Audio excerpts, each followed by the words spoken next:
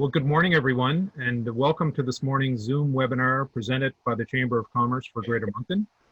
Today, we're very pleased to have with us the Honorable Mona Fortier, Federal Minister of Middle Class Prosperity and Associate Minister of Finance. Also with us today is our own Moncton-Riverview-Dieppe MP, Ginette Petitpas-Taylor.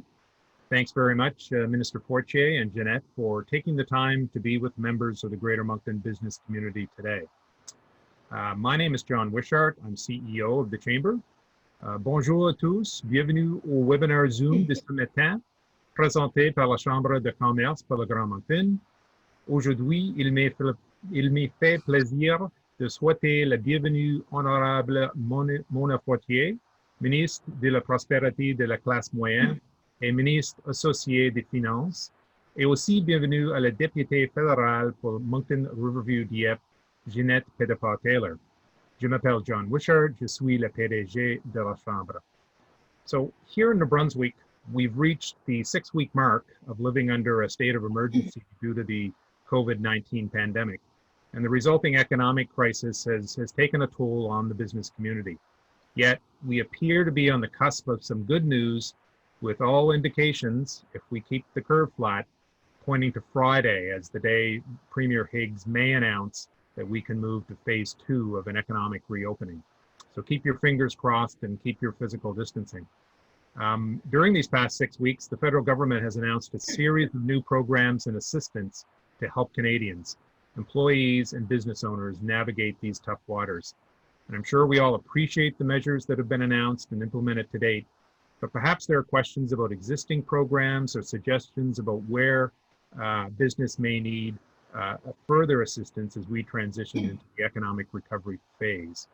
So before I turn the virtual podium over to Minister Fortier and MP Petitpas-Taylor, I want to remind everyone we asked you to submit some questions for the Minister when you registered, and thank you to all of you who have done so.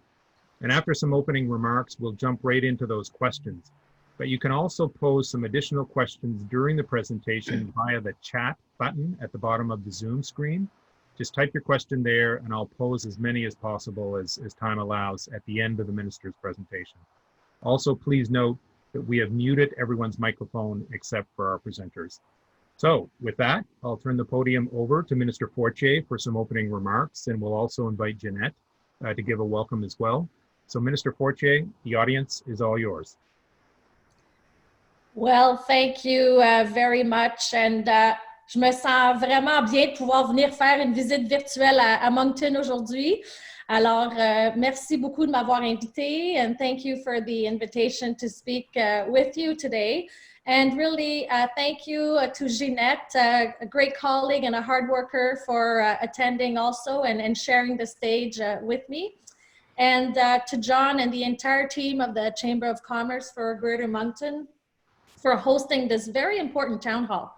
Because it is important, not only to me, but for the entire government, that we listen and answer questions from Canadians and businesses across the country. Leaders like John and Ginette and business owners and workers across Southeast New Brunswick have shaped our response to this crisis so far. And before I begin, I do want to acknowledge the tragic events in Nova Scotia 2 weeks ago. While I may be far away in Ottawa, we are all connected, and I know Canadians are mourning coast to coast to coast, especially in Atlantic Canada. And my heart goes out to the friends and families of victims. Je suis certaine que vous conviendrez tous que nous nous trouvons dans une période de crise sans précédent. Nous luttons contre les impacts sanitaires, sociaux et économiques de la pandémie de la COVID-19. Au gouvernement, nous sommes donc très conscients que les entreprises canadiennes et les travailleurs souffrent depuis le début de cette période difficile. Tous les secteurs de l'économie continuent d'être touchés par la COVID-19. Et c'est pour cela que nous agissons très vite pour aider le plus de Canadiens possible et le plus rapidement possible. We know that due to the severe impacts of this pandemic, more than ever, businesses need help to keep more workers employed, so that Canadians don't have to choose between keeping food on the table and paying their bills. And our government's approach since the beginning to respond to this unprecedented crisis was based on 3 steps. First, we are ensuring that the health and safety of Canadians is at the heart of everything we do. Secondly, we are working to ensure everyone is protected and nobody falls through the cracks of our safety net. We have introduced measures to address the needs of vulnerable Canadians, from students to low-income essential workers. And third, we are putting in place emergency economic measures to address the real needs of business owners, not-for-profits, charities, and workers across the country. And we are working to find solutions for all Canadians. That means taking a made in Canada approach in our procurement efforts, as well as in our ways of planning for recovery. We are rethinking the ways our country and the world do business. And I also want to recognize that many businesses are struggling to keep their doors open, and workers, many for the first time, are struggling to provide for their families during the crisis. This is why we have announced a series of broad economy-wide supports as part of Canada's COVID-19 economic response plan. Now, these historic measures have been designed, developed, and delivered directly to Canadians in record time, thanks to public servants who have been working 24/7 to make this possible. Through this plan, we're providing more than $100 billion in direct support, $85 billion in liquidity support through income tax, GST, and customs duty payment referrals, and over $580 billion in additional credit and liquidity support. The new Canada Emergency Response Benefit, many call it the CERB now, provides $2,000 every month for up to 16 weeks to workers who have stopped working as a result of the pandemic. Over 7.26 million Canadians have already received their benefit, totaling over $25 billion that has been distributed. La nouvelle prestation canadienne d'urgence fournit 2 000 $ par mois pendant 16 semaines aux travailleurs qui ont cessé de travailler en raison de la pandémie. Plus de 7,26 millions de Canadiens ont déjà reçu leur prestation pour un total de plus de 25 milliards de dollars distribués. The Prime Minister recently also announced additional eligibility for the benefit. Individuals can now earn up to $1,000 per month while collecting the CERB. And we also extended the benefit to seasonal workers who have exhausted their EI regular benefits and cannot undertake their usual seasonal work as a result of COVID-19, as well as to workers who have recently exhausted their EI regular benefits and are unable to find a job or return to work because of the pandemic. Pardon. We value those frontline workers who have kept our country going through this crisis, from those working in our hospitals to those stocking our grocery shelves. This is why we are working with provinces and territories to cost share a temporary top-up to salaries of low-income essential workers that they deemed essential in the fight against COVID-19. And the Government of Canada will cover a significant portion of that cost. De plus, pour aider les entreprises à conserver leurs employés ou à les réembaucher, et pour les aider à se préparer à la reprise, nous avons également introduit il y a quelques semaines une subvention salariale pour les entreprises admissibles. We want employers to be able to keep their doors open and their employees working. And this is why we have made available the Canada Emergency Wage Subsidy at a rate of 75% of the first $58,700 normally earned by employees.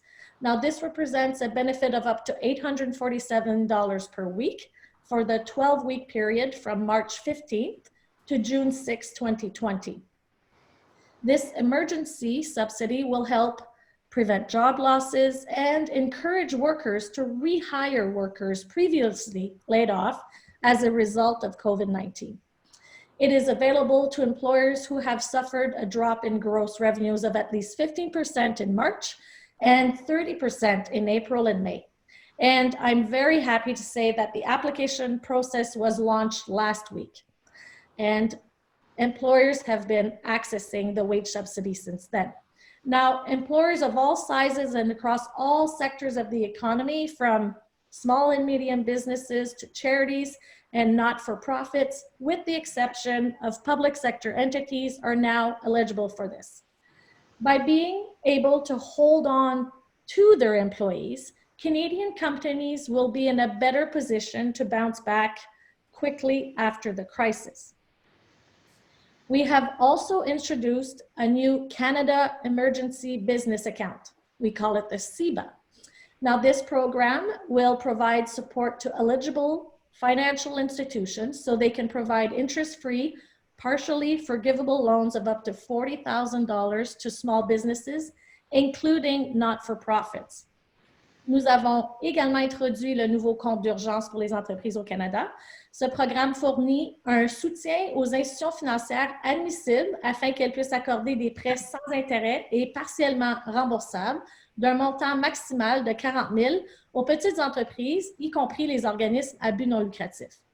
This program will be accessible to businesses that paid between $20,000 and $1.5 million in total payroll in 2019.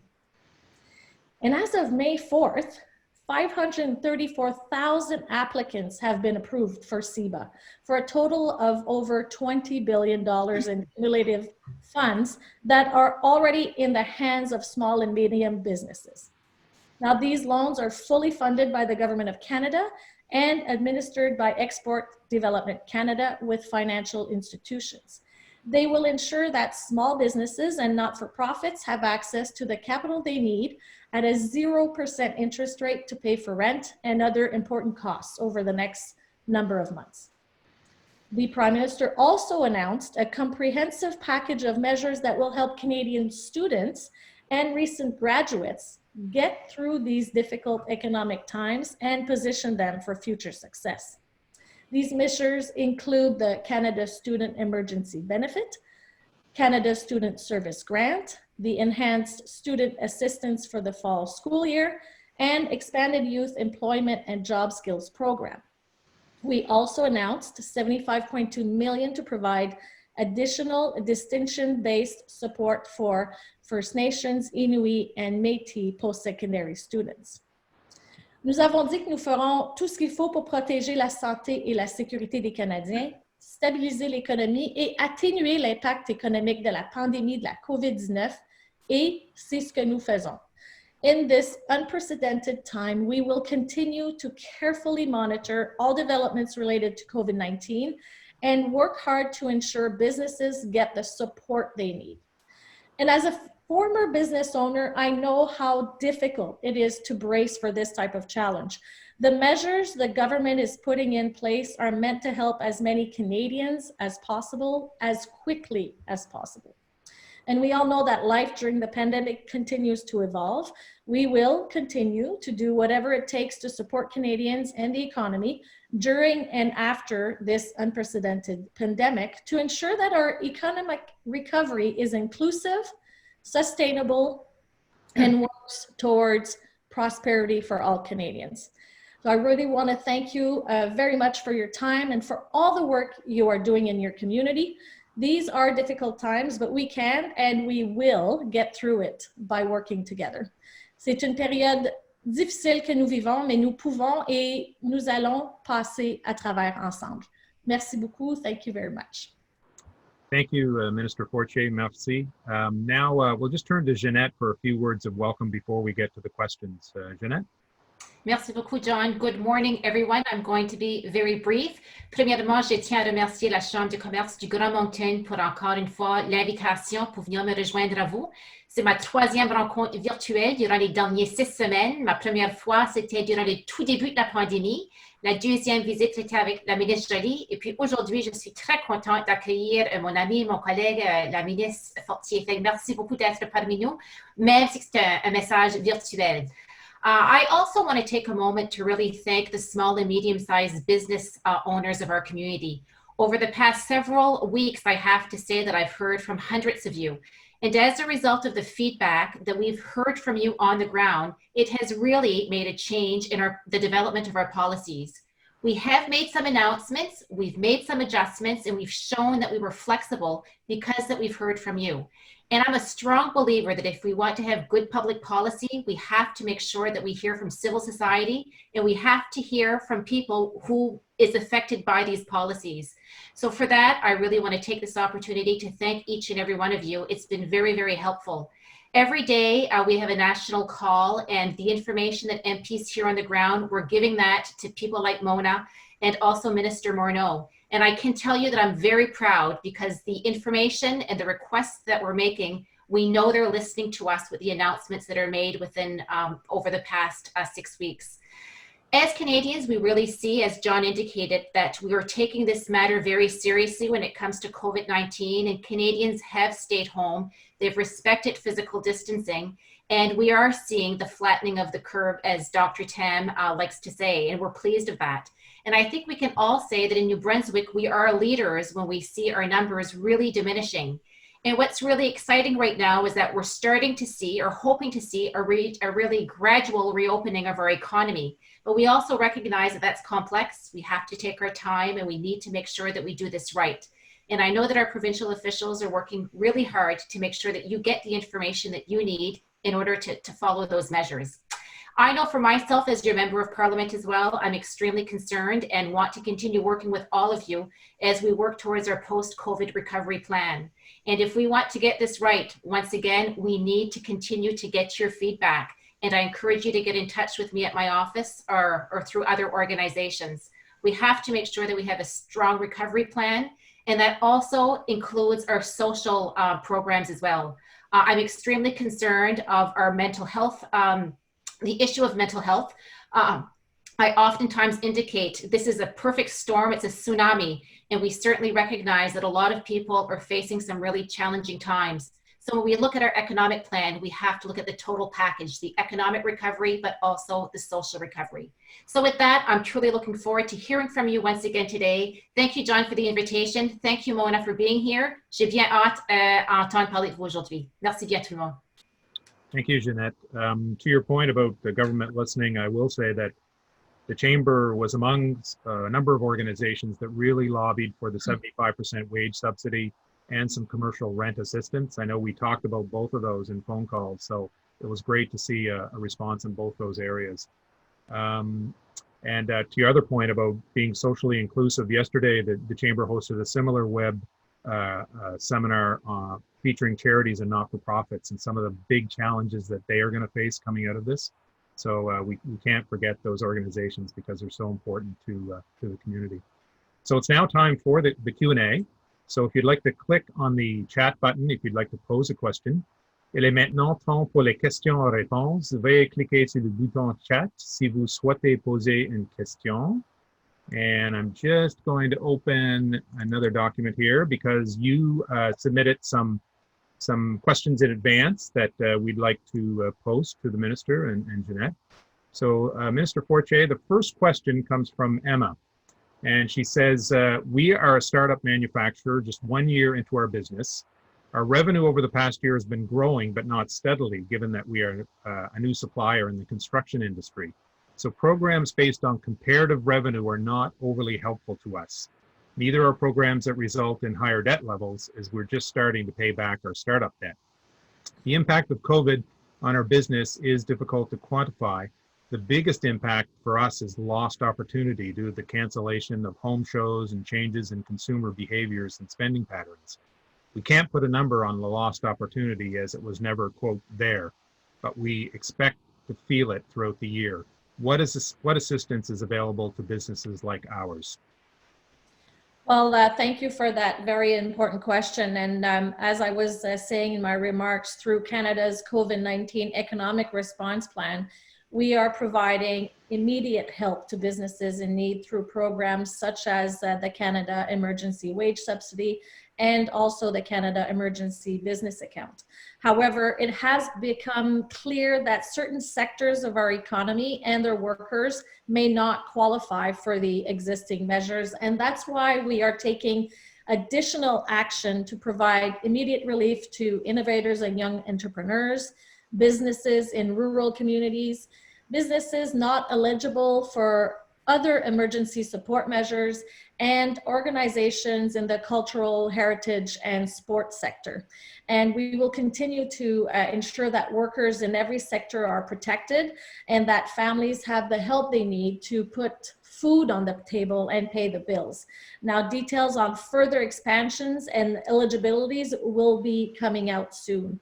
I do also want to talk a little bit about innovation, that, you know, Canada is a nation of innovators who drive our economy forward and create new opportunities for all Canadians. And in the face of COVID-19, our government recognizes that many innovative early stage companies are enabled to access existing emergent support measures. So to better support these organizations, we are investing $250 million through the National Research Councils of Canada's Industrial Research Assistance Program.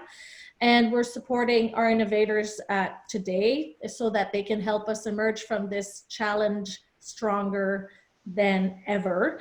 And these businesses may also be eligible for other programs under the COVID-19 Economic Response Plan, including tax deferrals, the expanded EI work sharing program, and probably more. So I invite you to look at all those opportunities, and also make sure that if you don't see it, we will try to find how we can support you.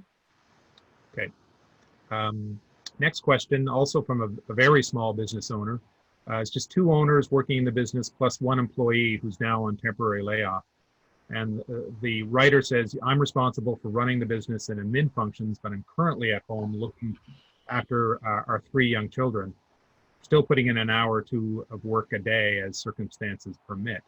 And her point is that the way the programs have been rolled out in trickles of information and updates and clarifications, it's kind of hard to keep pace with all that information that's coming.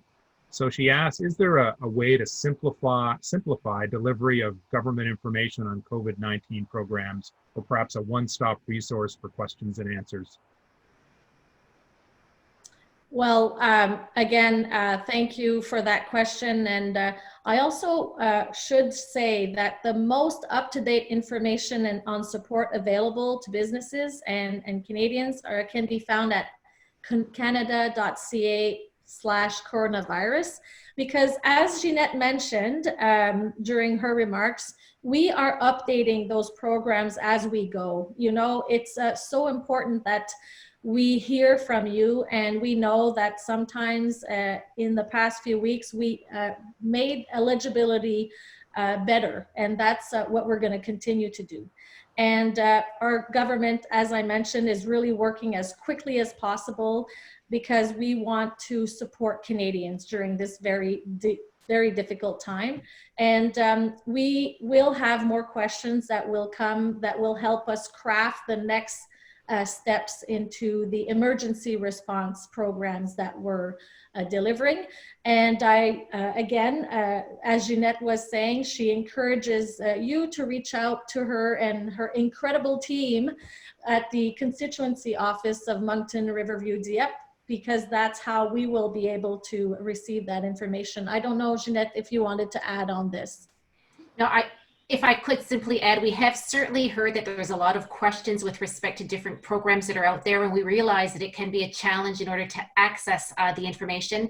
It's all out on the website that Minister Fortier has indicated. But if you have any questions, feel free to reach out to us. But again, because there's so many changes that are happening, actually, even for us, sometimes it's hard to keep track of. But I have to give a shout out to the Chamber as well, because you've done an exceptional job at making sure that that information is given to your members. So I would really even follow the information that the Chamber has put together. It's been well done. Okay, thank you, Ginette. Thank you for that plug too. Next question. We're still looking at our numbers, but will likely not qualify for the 75% wage subsidy, given that we are a startup. It's just gaining momentum. Our April sales, the result of a year of relationship building, push us over the 30% threshold for revenue reduction, but not by much. But we're not enough to cover our operational expenses. One of us is still working in the business, but he's not drawing a salary so that we can limit the amount of additional debt that we incur. the other person is in the same situation at home caring for children and hopefully eligible for the CERB. Would the owner who's still working but not collecting a salary for the reasons that we just described qualify for the CERB based on the $1,000 threshold for monthly income? He's not lost his job as such, but it's kind of an arbitrary concept when he's the business owner. Well, first, I feel that, you are really, really working hard, and I feel sorry to hear the immense challenges that you are facing. Long before I was a parliamentarian, I was a business owner myself, and I can only imagine what you and other families and business owners are going through and how difficult it must be for you to have to make these sacrifices. And what we're trying to do is to have no one have to worry about how they will pay bills at this time. And we're trying to provide help to those most in need, including those who are without work because of COVID-19, whether they are sick, caring for a loved one, unemployed, or have been sent home. And our priority is to make sure that all Canadians have the support they need, and we will continue working with our partners across the country to do so and to find ways to support you. As I was mentioning earlier, to help more Canadians benefit from the CERB, the government changed the eligibility rules to allow people to earn up to $1,000 per month while collecting the CERB. And if you have any questions about whether or not you are eligible, please again visit either the canada.ca website, or you can also contact the 1-800-O-Canada line, and also again call your member of parliament to be able to find that information. If I may, John, yep. Just a few people have called the office with respect to CERB, and they had some very unique situations, and I really have to put a plug in for the one, and I'm even going to give the number out. This is a number that many constituents have called and have called me back to say that they were really provided with quick and easy information if they did qualify, because it's certainly not me who determines if they qualify or not. So if I just may give that number out, it's 1-833-699-0299. Quick response, and then from there people are able to get the information. Great. Okay, next question is one that we are increasingly seeing. As I'm sure the minister knows, and Ginette certainly knows, Atlantic Canada is heavily dependent on tourism for the income of a lot of people. So this question says, as a small business owner in the tourism sector, I'd like to understand what plans are in place or planned for helping this industry. Tourism season is quickly approaching, and most of us, this is the time of year when we earn the majority of our income for the coming year. Well, we know that the tourism industry is hard hit by COVID-19, and we're working tirelessly to mitigate the impacts on the Canadian economy. Strong measures have been put in place to provide support to as many Canadians and businesses as possible, including, as I mentioned, the CERB, the Canada Emergency Response Benefit, the Canada Emergency Wage Subsidy, the Canada Emergency Business Account, and we are continuing to listen to stakeholders and to make the necessary adjustments.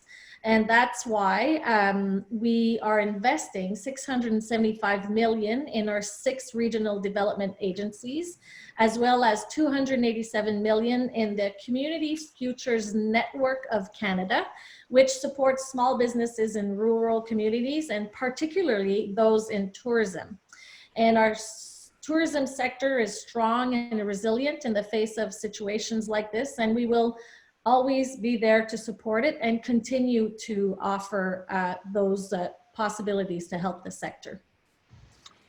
If I may add as well, John, Minister Jolie, as she was here a few weeks ago, has indicated that ACOA as well has received some additional funding. So hopefully we'll be able to see some investments made in that area. I think tourism is an area that all areas of Canada see the direct impact. Tourism really, if we look at the numbers, it's $90 billion in total of economic activity in our country. So there's not one riding that's not affected by this. And we certainly know that there's millions of jobs as well. So Minister Jolie is really seized with this as well, and is certainly working with the key stakeholders to see, what else can we do in order to provide the assistance that is needed. Okay, thank you. Next question. What do I do if my landlord refuses to participate in the Canada Emergency Commercial Rent Assistance Program for small businesses? My biggest expense, aside from wages, is my lease costs. My landlord is not answering my emails and avoiding my calls. Will there be a way for me to access help without having to include the landlord? This is a very important question. I've been hearing it across the country, and we know that it's a challenge, and that many are having to make those sacrifices they never thought they had to. And as you know, the tenant-landlord relationship is the responsibility of the province. And I do encourage you to look into what protections may exist in New Brunswick. But our government is also asking landlords to do their part and help tenants like you to get through this. And many landlords have already stepped up, and we do commend their efforts. And we're counting on the tenants and landlords to work together to take advantage of the programs available to them. While it's very difficult to comment on specific cases at this time, I would again encourage these individuals to reach out to MP Petitpas-Taylor's office to talk to their specific case, and also continue to share through either the Chamber of Commerce or other ways to inform us on how we can continue to encourage this very difficult position that many are at this time. Thank you. This is a follow-up question on the commercial rent assistance. In the event that my landlord agrees to participate, is he allowed to reallocate the 25% rent reduction to later months to make up the lost revenue? For instance, if the tenant qualifies for April, May, and June, he may agree to reduce the rent by 25%, but then try to claw that back in July, August, and September. Is that legal? It's a good question. And as I mentioned earlier, and I am repeating, but it's important to know that the tenant-landlord relationship is a responsibility of the province. And again, it would be important to look into the protections that may exist in New Brunswick. But with that said, the intention of this program, the CECRA, is to recognize that landlords across the country are stepping up to support their tenants.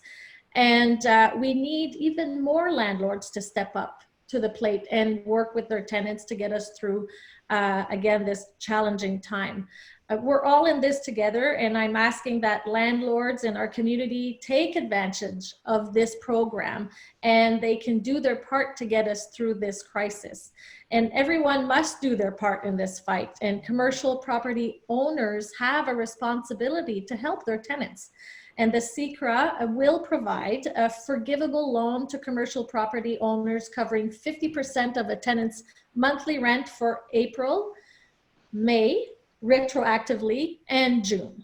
So I would really encourage that we use the CECRA program at this time. Okay. If I may just also add, if there's any concerns as well, I think that I would get my agreements in writing to make sure that there is not going to be any misinterpretation of the agreements that have been arranged. That's Very good point. Yeah. I would encourage people, if you'd like to add a question, to use the chat function. We've got some more to go through that were pre-submitted. Next question is another one that we are increasingly hearing. And the business owner asks, will there be government support for equipment and supplies needed to reopen business? When reopening our clinic after having zero revenue, we will be expected to make investments in our physical space, including plexiglass to protect our staff and our clients. So far, we've been quoted over $2,000 just for the basic materials to get started. What supports, bracket, other than loans, will exist for small businesses to support this investment? Very good question. And I'm certainly looking forward to a time when businesses across our country once again open their doors. But the reality is we are not there yet. And our priority right now is getting help to Canadians and businesses so that they can pay the bills for going through this current challenging time. And this is again why we launched the CEBA program, the Canada Emergency Business Account. Again, it offers an interest-free, partially forgivable loan of up to $40,000. And I do appreciate you raising the issue of getting ready to reopen, and I will keep your comments in mind. And our government is taking decisive action to keep our businesses strong so that when this is over, they can continue to create jobs and support their communities. And again, we will hopefully be moving into that direction very soon and be able to give better clarity to that question when we get there. John, as well, if I just may add, with respect to ACOA as well, I've been advised that there will be some grants available through ACOA in order to cover PPE types of materials that will be needed, like plexiglass or whatever the case may be. Just heard that this morning. I'm not so sure what are the details of the program, but I have been advised that through ACOA, there will be some grants available. And again, as Ginette mentioned, it's really important to know that as soon as we get those information, like she just mentioned, we're rolling it out. So it's important to go back and see the updated information as soon as we do get it. Right. That's good to hear about ACOA and the grants. We'll follow up and make sure that information is shared as soon as the details are out. The next point is more of a statement as opposed to a question, but I thought you should know. Somebody said, thank you for the wage subsidies and the CERB. Those are helpful. While I didn't qualify for March, I will for April and May, and my employee is also on the CERB. The recent modification for those receiving the CERB to be allowed to earn up to $1,000 a month is greatly appreciated. So you can take that feedback. Well, as a director, yeah, go ahead, Ginette. I was going to say that modification was made as a direct result of the feedback that we've heard on the ground. So again, I can't stress enough, like, you know, your voice matters in this, and it's really important that you share your thoughts and ideas, and then from there, we're able to bring it forward. Yeah, and it's really by understanding the realities across the nation, because we know that, you know, in Moncton, it might be different than what's happening in Windsor. And really gathering that information helps us bring it back and work with public servants to apply and see how we can best deliver our programs. And we will continue to roll those out as we go. Okay. Next question. As I mentioned in my introduction, we are hopeful, we have our fingers crossed that we may have some good news on Friday about the phase 2 reopening of our economy. And much of the federal government's response so far has been to respond to the emergency needs of both employees and business owners. And that makes perfect sense. But I'm afraid that when I do reopen and see greatly reduced income because of the remaining restrictions on distancing and social gatherings, I will continue to be in a negative cash flow situation for months. Has the government thought of any medium and longer term programs to help businesses later in the year, or perhaps even until a vaccine is available? Yes, we're really hearing that more and more as we go, and we know that recovery is a priority for many Canadians and businesses, and they're looking to see what the future holds. And you know, different parts of the country are at different points in the fight against COVID-19. We see that especially in New Brunswick. And in order to reopen the economy, we need to know that Canadians are safe, and it's actually unclear exactly how this pandemic will affect our society in Canada and around the world. So I would really hesitate to predict the future. I don't have that crystal ball to really see what's going to happen, because right now our focus is on making sure Canadians have the support they need today and in the face of the crisis. So we will continue to do whatever it takes to support Canadians and the economy during and after this unprecedented pandemic, to ensure that economic recovery is inclusive, sustainable, and works towards the prosperity of all Canadians. So we will hopefully be all hands on deck and work together towards those next steps. And I think, John, if I may just add, I think it's going to be really important when we talk about, you know, our economic recovery post-COVID, to make sure that everyone has to be at the table here, all levels of government, But more than that as well, our community leaders. I just think back in the 80s when the CN shops closed in Moncton, it wasn't just government that stepped up. It was really our community leaders. And I think that in New Brunswick, we certainly know that we have a lot of great leaders and great champions. And it'll be really key to make sure that we're all working together hand in hand as we move our economy along. Mm-hmm. Might be a good point for me to mention for those on the call who don't know yet, a group has been formed called the Southeast Economic Recovery Task Force, and that includes the Chamber, 3+. I know Susie from 3+ is on the call, the municipalities of Moncton, Dieppe, Riverview, and Sackville, ACOA, Opportunities New Brunswick, Working NB, and we're all working together on a recovery plan. So that's to your point, Ginette, that is what's needed. Okay, next question. My concern is that once businesses are allowed to open in the coming months, the businesses that are tied to canceled events will be forgotten and will not receive any type of financial relief. For example, a wedding photographer may be able to go back in business in the fall. However, all of their events that were booked years in advance, perhaps, have been canceled and there's no work available. The CERB program has provided some financial assistance to these business owners, but it is only scheduled to be in place for 3 more months. Do you see the CERB program continuing for sole proprietors that have had their business eliminated due to cancellations?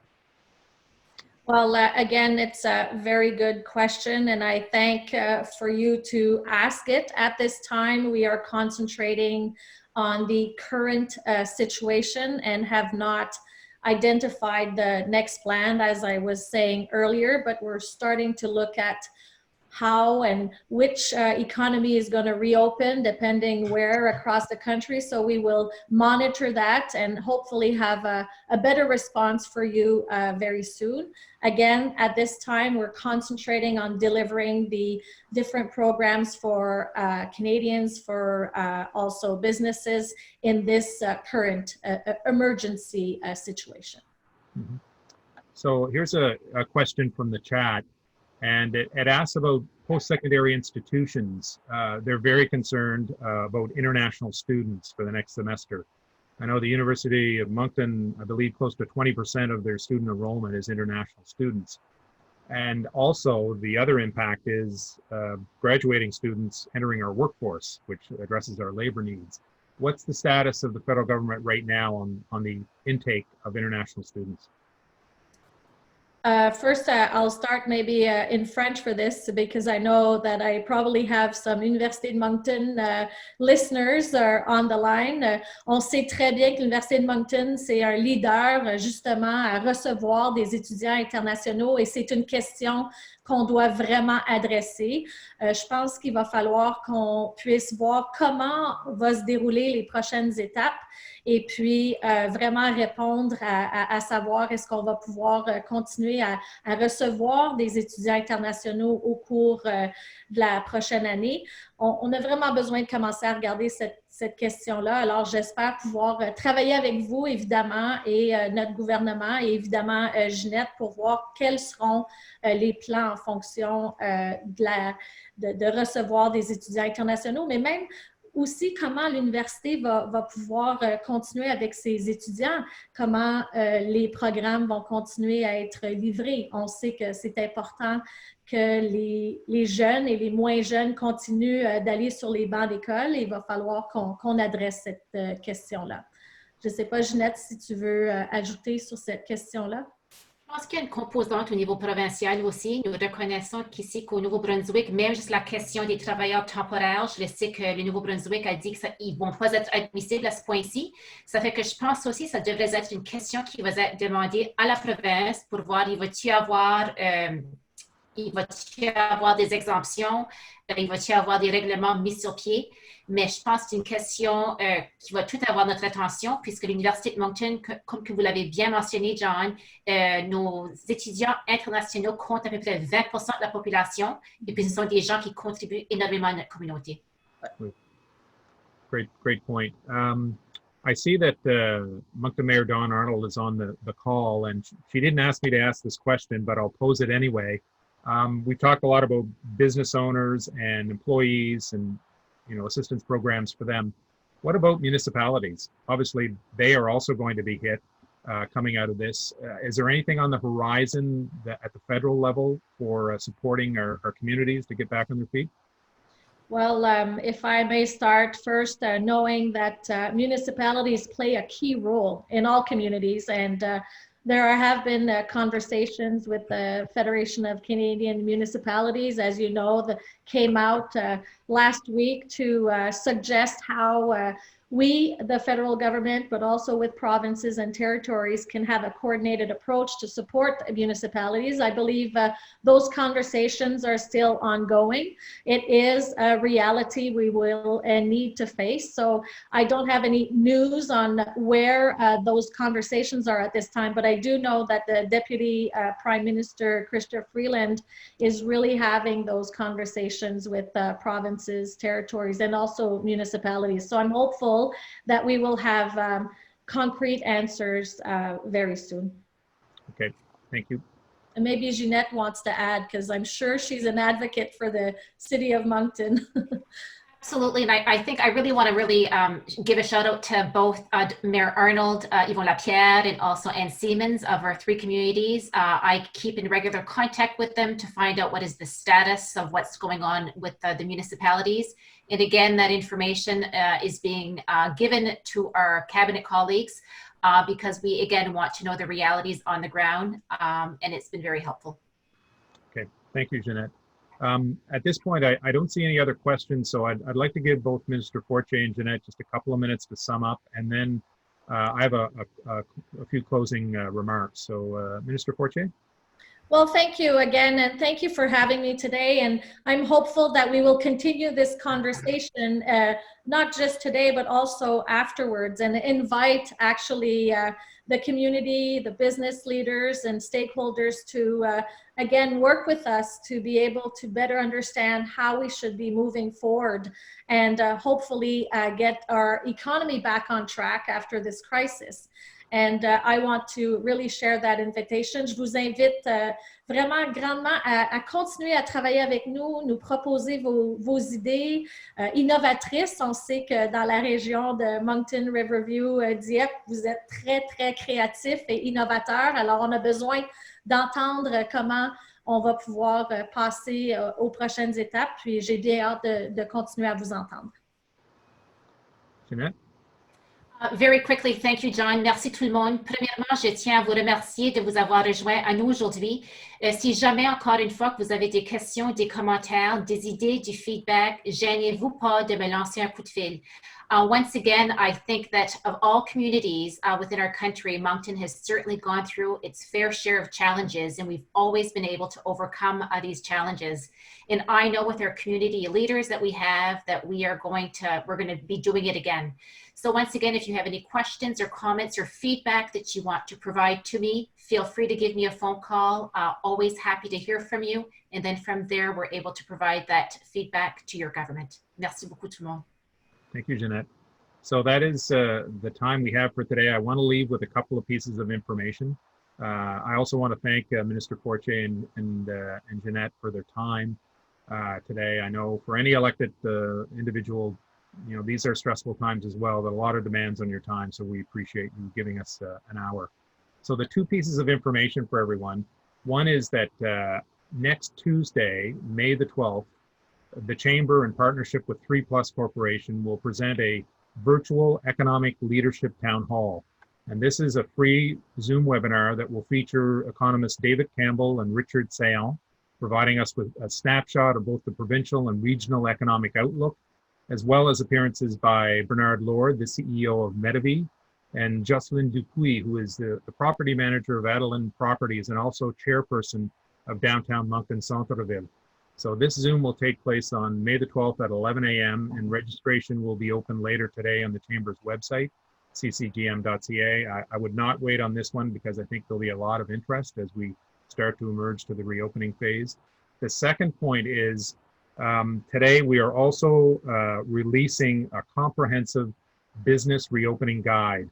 The Greater Moncton Chamber has worked with our colleagues at the Fredericton and St. John Chambers on putting this together, and it basically pulls together all those bits of information that have been made available at the provincial or federal levels into one 7-page document Trust me, we actually boiled it down to 7 pages, and it does give some very practical information that you will need as a business owner as you plan to reopen. So that should arrive in your email box today. If you're a chamber member, if you're on the call and aren't a chamber member, please, we'll send it to you. Just let us know by contacting us by email, either at comms, C-O-M-M-S, at ccgm.ca, or my personal email, which is jwishart@ccgm.ca.